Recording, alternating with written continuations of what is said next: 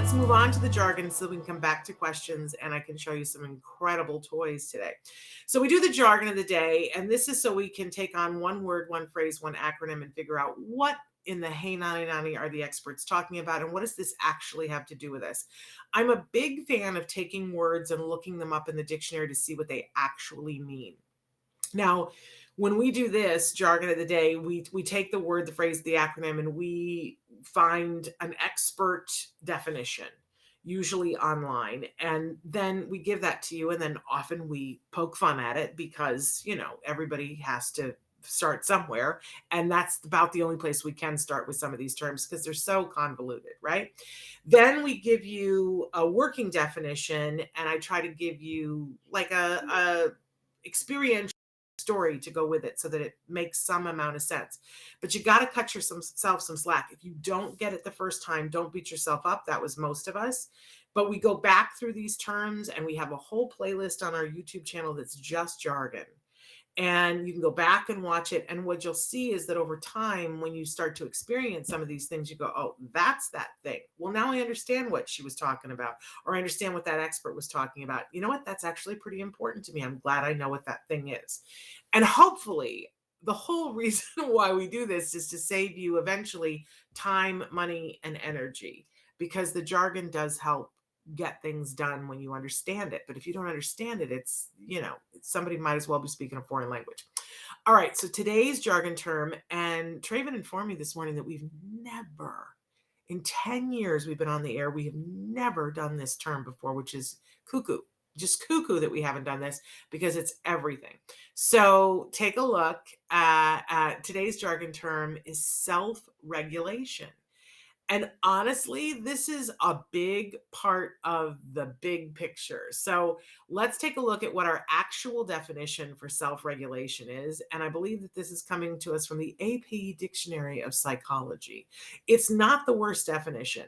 It's the control of one's behavior through the use of self-monitoring, keeping a record of behavior, self-evaluation, assessing the information obtained during the self-monitoring, and self-reinforcement, reinforcing oneself for appropriate behavior or for attaining a goal. Self-regulatory processes are stressed in behavior therapy.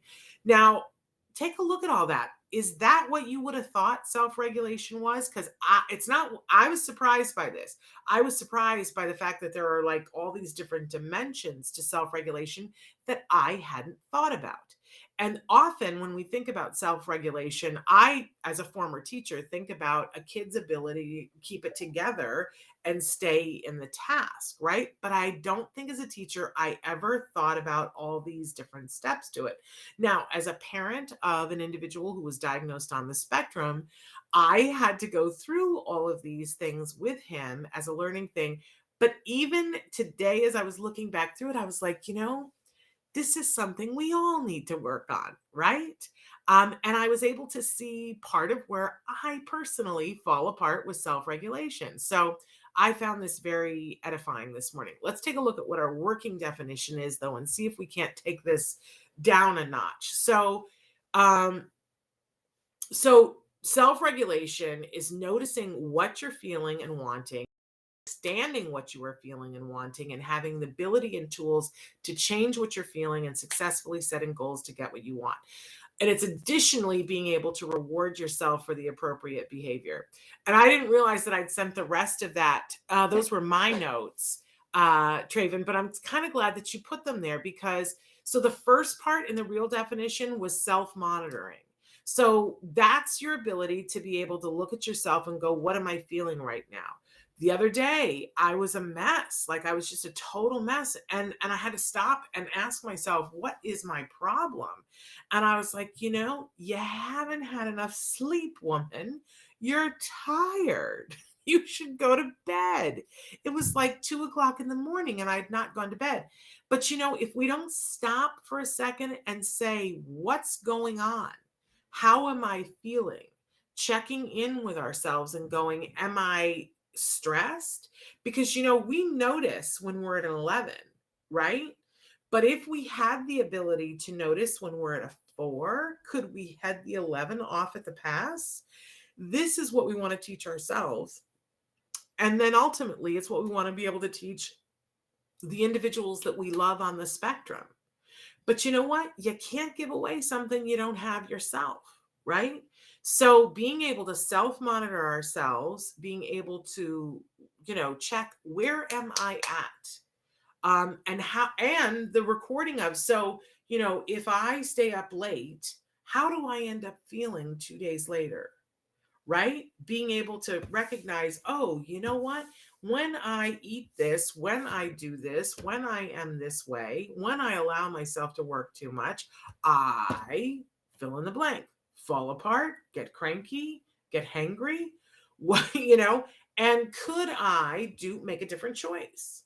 Could I call a stop to this and, intervene earlier so that I had it off at the pass? Because that's exactly what we want to do with our kiddos.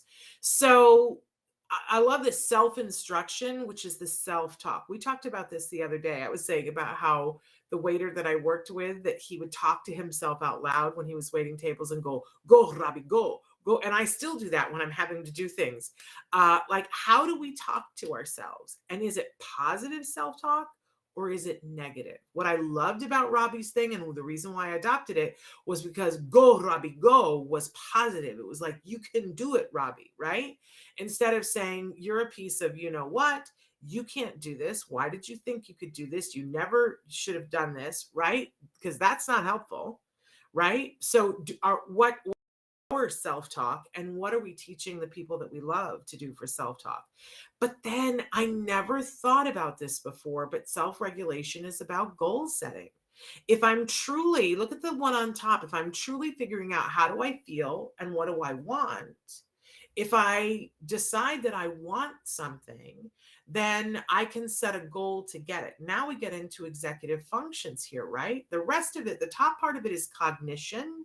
If you're wanting to look about how do I build these skills, the top part is cognition, but then turning it into goal setting is executive functions.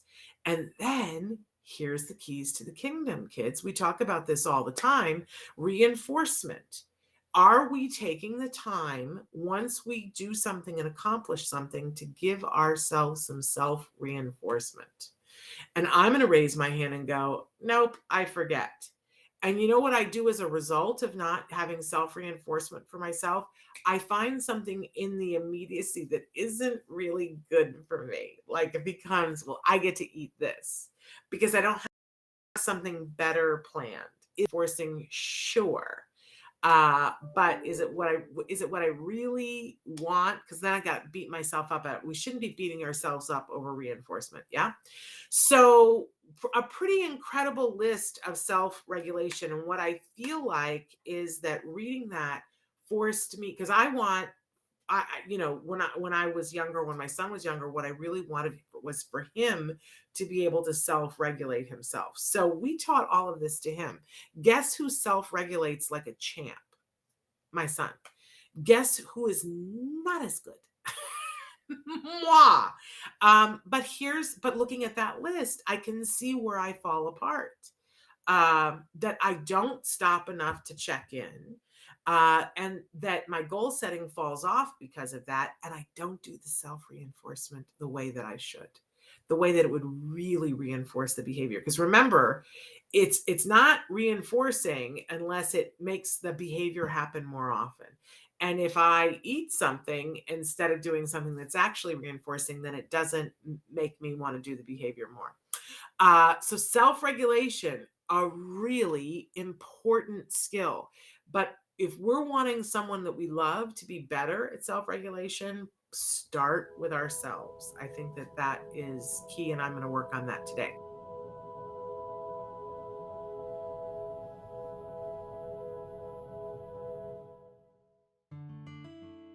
Thanks for watching Autism Live. If you found anything helpful in this video, please give us a like. In fact, make sure that you smash that subscribe button on YouTube and give us a like on Facebook. You can also follow us on Twitter and Instagram for important updates. And please download our free podcast wherever you get your podcasts. See you next time. Until then, give your kiddos a hug from me and one for you too. Bye-bye for now. To subscribe, click here. And if you'd like to check out some more of our videos, click here.